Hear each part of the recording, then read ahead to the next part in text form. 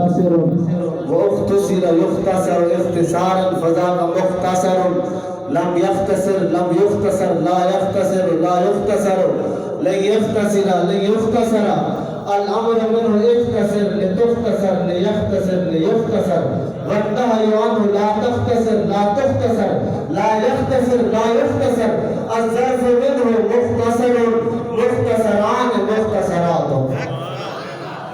ایک نعرہ اور سنائیں گے شاہ صاحب. نعرے تکبیر، نعرے رسالہ، نعرے حیدری، جشن عید میلاد النبی، نصیر احمد اویسی صاحب، سبحان اللہ. قبلہ شاہ صاحب کا بھی میں امام رہ چکا ہوں اور آپ کا بھی میں امام رہ چکا ہوں. دوستو جی مسجد آستانہ غوثیہ کے اندر غالباً 2008 کی بات ہے، وہاں میں نے ایک تراویح بھی سنائی ہے اور آج تک وہ مجھے یاد رکھتے ہیں. قاری مختار صاحب جب بھی ملتے ہیں پوچھتے ہیں، وہ تو مجھے مفتی صاحب کہتے ہیں، میں اپنے آپ کو نصیب کہہ رہا ہوں. وہ مجھے کہتے ہیں کہ جناب آپ نے ان کو کیسا قرآن سنایا ہے. میں ہر بار ہر سال یہ قرآن سناتا ہوں، لیکن جب بھی رمضان کا مہینہ چلا جاتا ہے وہ آپ کو یاد کرتے ہیں. آقا کریم صلی اللہ علیہ وسلم ان کے دیوانوں، حضور کی محبت میں، حضور کی محفل کے اندر آنے والوں، حضور کے ذکر کی محفل سجانے والوں، آقا کریم علیہ السلام کی شان اور حضور کی عظمت یہ ہے. حضرت عباس رضی اللہ تعالیٰ عنہ آقا کریم علیہ السلام کی بارگاہ میں حاضر خدمت ہوتے ہیں. کافی دیر تک اللہ کے محبوب علیہ السلام کے چہرے انور کو دیکھتے رہتے ہیں، ٹکٹکی باندھ کر دیکھتے رہتے ہیں، اور ان کے چہرے کا تعصب یہ ظاہر کرتا ہے کہ حضرت عباس حضور کی بارگاہ میں کچھ عرض پیش کرنا چاہتے ہیں لیکن عرض کر نہیں رہے ہیں. آقا کریم علیہ السلام کے دلوں کے حال جاننے والے ہیں. میرے آقا نے فرمایا یا امو حلہ کا من حاجت، اے میرے چچا اگر کوئی ضرورت کی بات ہے تو کہہ دے. حضرت عباس نے کہا اے اللہ کے حبیب علیہ السلام بات تو ضرور کرنی ہے، میرے دل کے اندر، میرے دماغ پر، میری زبان پر وہ بات بار بار آ رہی ہے. میرا دل بھی کرتا ہے، میرا ارادہ بھی کرتا ہے کہ میں آپ کی بارگاہ میں عرض پیش کروں، لیکن پھر خیال آتا ہے بات بہت پرانی ہے، بہت قدیم ہے، شاید کہ آپ کو یاد ہو کہ نہ ہو. اللہ کے محبوب نے فرمایا اے میرے چچا عباس اگر بات اتنی پرانی ہے آپ اسے یاد رکھتے ہیں، میں تو اللہ کا نبی اور محبوب بن کر آیا ہوں، مجھے تو بطری کے اولا یاد ہونے گا. آقا کریم علیہ السلام نے فرمایا سناؤ کیا بات ہے. یا رسول اللہ صلی اللہ علیہ وسلم بات بہت پرانی ہے، آج سے 40 سال پرانی بات ہے، یہ اس زمانے کی بات ہے، یہ اس دور کی بات ہے. اے اللہ کے محبوب جب آپ کی عمر صرف 40 دن تھی، آپ کنگھوڑے کے اندر تھے، آرام فرما تھے، میں نے دیکھا کہ آپ چاند سے باتیں کر رہے ہیں اور چاند آپ سے باتیں کر رہا ہے. رأیت اللہ تخاطب القمر، میں نے دیکھا کہ آپ چاند سے باتیں کر رہے ہیں اور چاند آپ سے باتیں کر رہا ہے. اللہ کے محبوب علیہ السلام نے فرمایا ہاں اے میرے چچا یقیناً ایسا ہوا تھا جب میری عمر 40 دن کی تھی، مجھے پنگھوڑے کے اندر کپڑے کے اندر لپیٹ کر پنگھوڑے میں سلا دیا گیا تھا اور اس کپڑے کے اندر مجھے تکلیف ہو رہی تھی.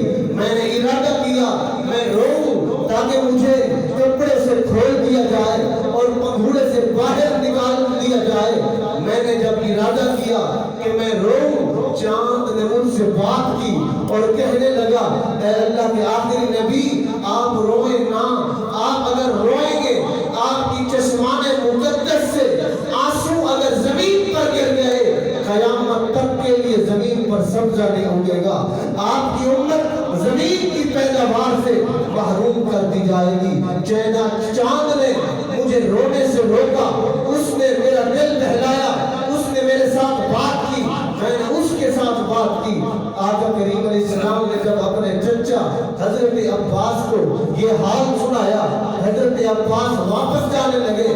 میرے آقا نے حضرت عباس کو اپنے قریب بلایا اور فرمایا, اے میرے چچا, یہ بات تو میری ولادت کے بعد کی ہے, ذرا میرے قریب ہو جائیں, میں آپ کو اپنی ولادت سے بھی پہلے کا حال سناتا ہوں. آقا کریم علیہ السلام نے فرمایا, اے میرے چچا, جس وقت میں اپنی امی جان کے شکم اطہر کے اندر تھا, اللہ کی تقدیر کا قلم جب لوح محفوظ پر چلتا تھا تو اس کے چلنے کی آواز کو بھی سن لیا کرتا تھا.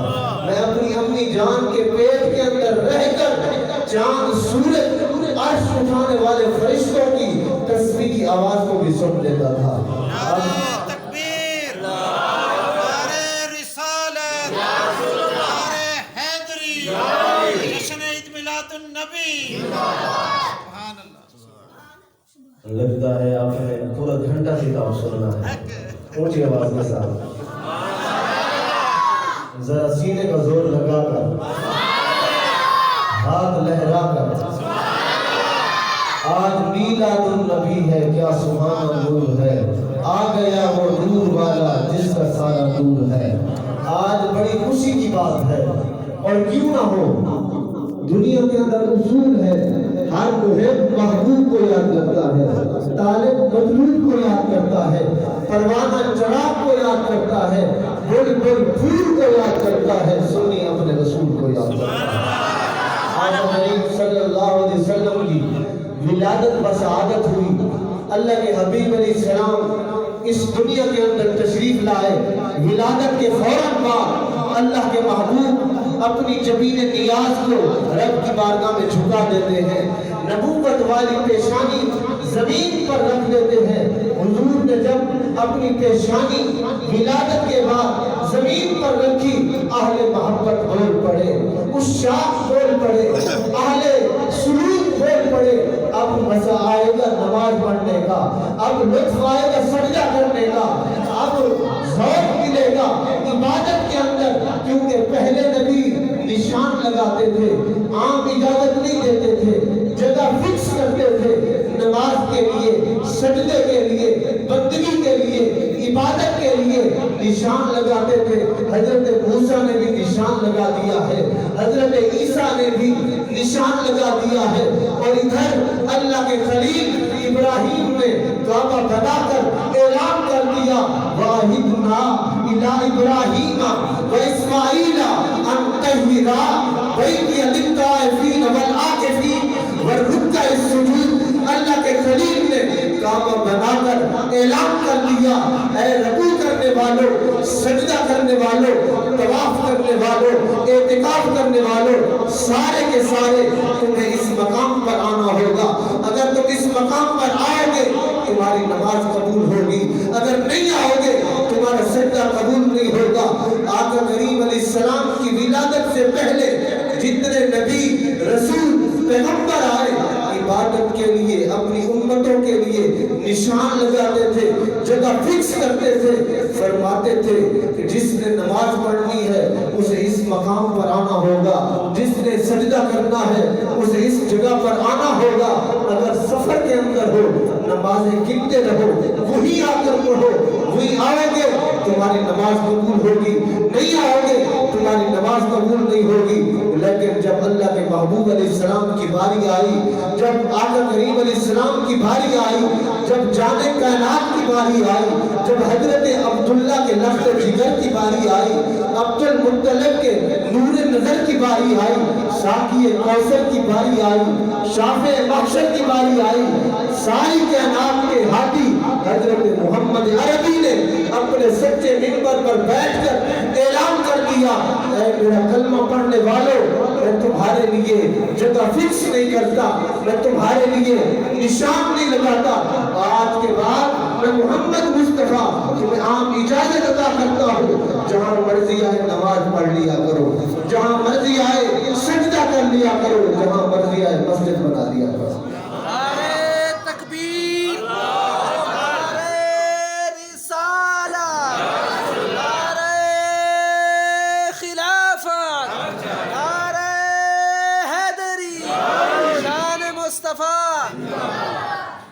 ذوق بیٹھو اونچی آواز میں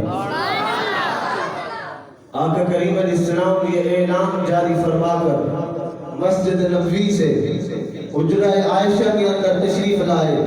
قیامت تک کے عمروں کی ماں اما عائشہ صدیقہ رضی اللہ تعالی عنہ حضور کی بارگاہ میں ہاتھ جوڑ کر عرض کرتی ہیں اے اللہ کے حبیب علیہ السلام پہلے نبی تو عام اجازت نہیں دیتے تھے. پہلے نبی نشان لگاتے تھے اور جگہ فکس کرتے تھے.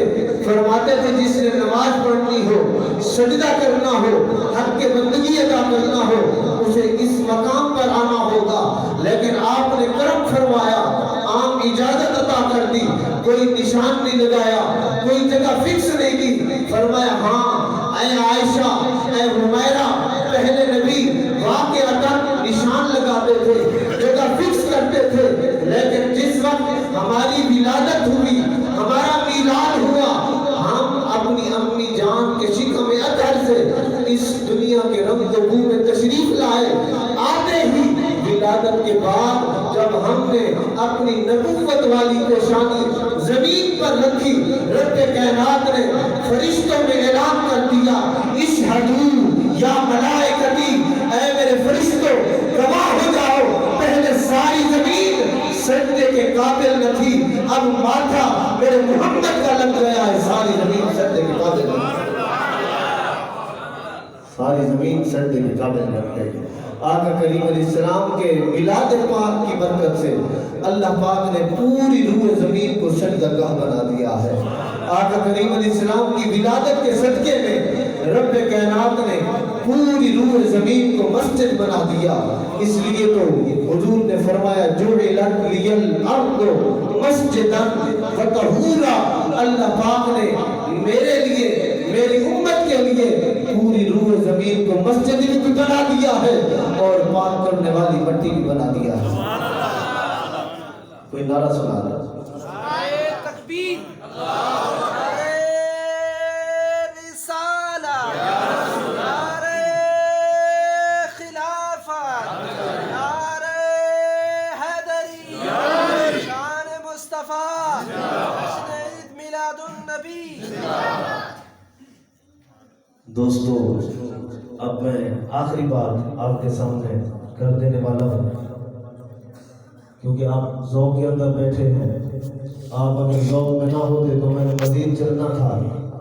میلاد کے اندر بھی میم ہے مسجد کے اندر بھی میم ہے.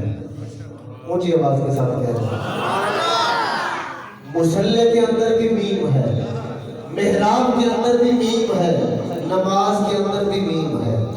جو نماز نہیں پڑھتے ہیں انہیں میں دعوت فکر دینے والا ہوں.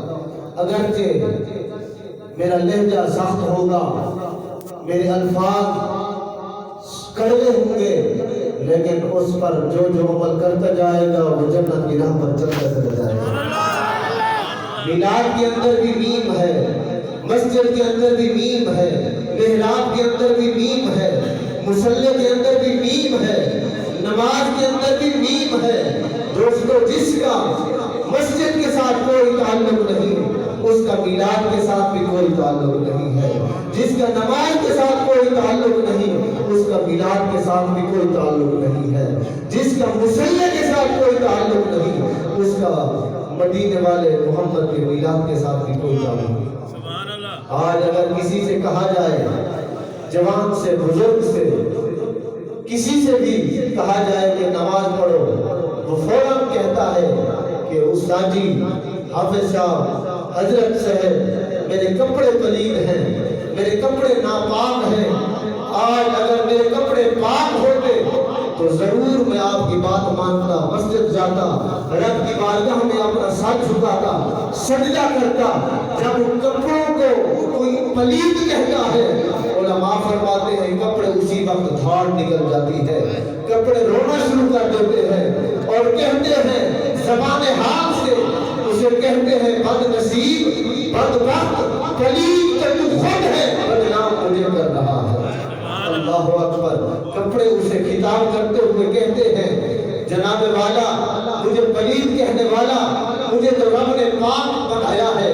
میں جب کپاس کی صورت کے اندر تھا اس وقت بھی پاک تھا. مجھے फैक्ट्री पहुंचाया गया, उस वक्त भी मैं पाक था। मेरा धागा बनाया गया, उस वक्त भी मैं पाक था। मुझे कपड़े की सूरत के अंदर बनाया गया, उस वक्त भी मैं पाक था। मुझे रंगा गया, उस वक्त भी मैं पाक था। फिर मुझे बाजार के अंदर दुकान पर पहुंचाया गया, उस वक्त भी मैं पाक था। तो मुझे लेने आया, मेरे एक मीटर का 1000 भर रहा था, उस वक्त भी मैं तुझे पाक नजर आ रहा था। और तू मुझे दर्जी के पास ले गया, दर्जी ने जुल्म की इंतहा कर दी, मेरे टुकड़े टुकड़े कर दिए। और तू लेने के लिए जब आया और तू मुझे लेकर जा रहा था, दर्जी को 1000 सिलाई लेकर जा रहा था, और तू मुझे अपनी बगल के अंदर थमा कर जा रहा था, उस वक्त भी मैं तुझे पाक नजर आ रहा था। अब जब अल्लाह की पाक बारगाह की हाजिरी की बारी आई, नमाज की बारी आई, सजदे की बारी आई, तो मुझे पलीद कहता है। बदबख्त पलीद तो तू खुद हो चुका है, बदनाम मुझे कर रहा है। अल्लाह अकबर। दोस्तों, ये हमारे लिए लम्हा फिक्रिया है कि हम सब कुछ कर लेते हैं, हम कुलखानी भी करते हैं। मैंने कहा है कि बातें मेरी थोड़ी कड़वी होंगी, कुलखानी भी कर लेते हैं, 40वें भी कर लेते हैं। दोस्तों, सारे मामलात हमारे लिए आसान हैं।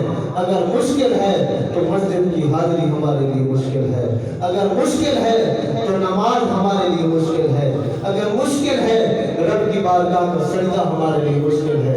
दोस्तों, आज आका करीम अलैहिस्सलाम का मीलाद और हुजूर के मीलाद की महफिल के अंदर आने का मकसद हम ये लेकर जाएंगे, आज के बाद ना हम कोई नमाज छोड़ेंगे, ना कोई सजदा छोड़ेंगे, ना कभी तिलावत कुरान छोड़ेंगे। नारे तकबीर, नारे रिसालत, नारे हैदरी, जश्न ईद मिलादुन नबी। सुभान अल्लाह। लिख देने को वादा निभाना पड़ता है।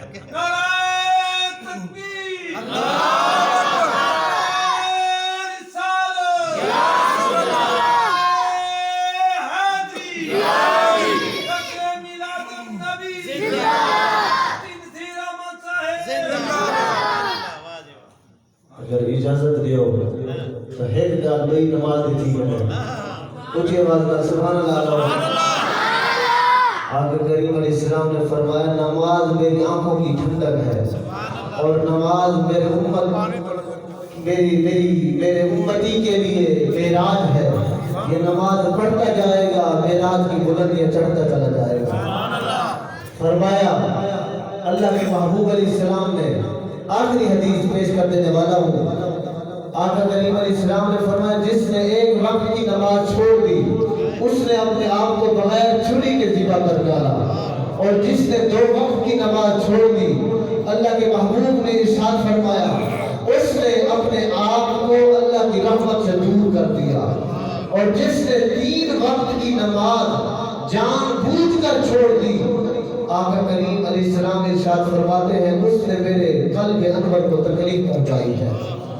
वो रसूल जो तेरे लिए गारों में रो रो कर रब से तेरी बख्शिश तलब करता रहा, तू कैसा उम्मती है, कैसा कलमा पढ़ने वाला है, नमाज छोड़कर अपने रसूल का दिल दुखाता है। फरमाया, जिसने 3 नमाजें छोड़ी, उसने मेरे दिल मुबारक को तकलीफ पहुंचाई। और जिसने 4 वक्त की नमाज जानबूझकर छोड़ दी, गोया कि उसने 4 आसमानी किताबों का इनकार कर दिया। 4 नमाजें छोड़ने वाला ज़बान हाल से पूरे मोहल्ले के अंदर, पूरे इलाके के अंदर, पूरे शहर के अंदर ये बरमला तौर पर ऐलान करने वाला है, लोगों गवाह हो जाओ, न मैं तौरात को मानता हूँ, न इंजील को मानता हूँ, न ज़बूर को मानता हूँ, न मेरा रब के कुरान पर ईमान है। 4 नमाजें छोड़ने वाला 4 आसमानी किताबों का इनकार करने वाला है। और जो 5 नमाजें छोड़ देता है, अल्लाह के हबीब अलैहिस्सलाम ने इरशाद फरमाया, बस उसका रब उससे नाराज हो जाता है। रब कायनात की नाराजगी की انتہا اس حد تک چلی جاتی ہے، اللہ رب العزت فرماتے ہیں او نافرمان بندہ، میں رب تجھ سے ناراض ہوں، جا میری زمین سے بھی نکل جا، میرے آسمان کے نیچے سے بھی نکل جا، میرے سوا کسی اور کو خدا بنا۔ دوستو اس کا مطلب یہ نہیں ہے کہ اللہ رب العزت کے سوا کوئی اور الہ ہے، یہ ناراضگی کی ایک حد بیان کی جا رہی ہے۔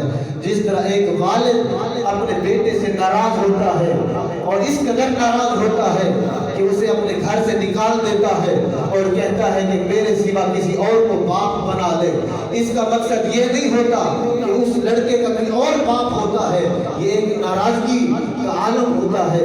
اللہ رب العزت کی پاک بارگاہ میں دعا ہے رب کائنات ہم سب کو اپنی اپنے پیارے حبیب علیہ السلام کی سچی محبت عطا فرمائے اور سچی اطاعت گزاری والی پاکیزہ زندگی نصیب فرمائے، آمین وما علینا الا البلاغ المبین۔ اب آپ کے سامنے حضرت اللہ ہمارے مہمان خطیب ذی شان عالم ابن عالم مفتی احمد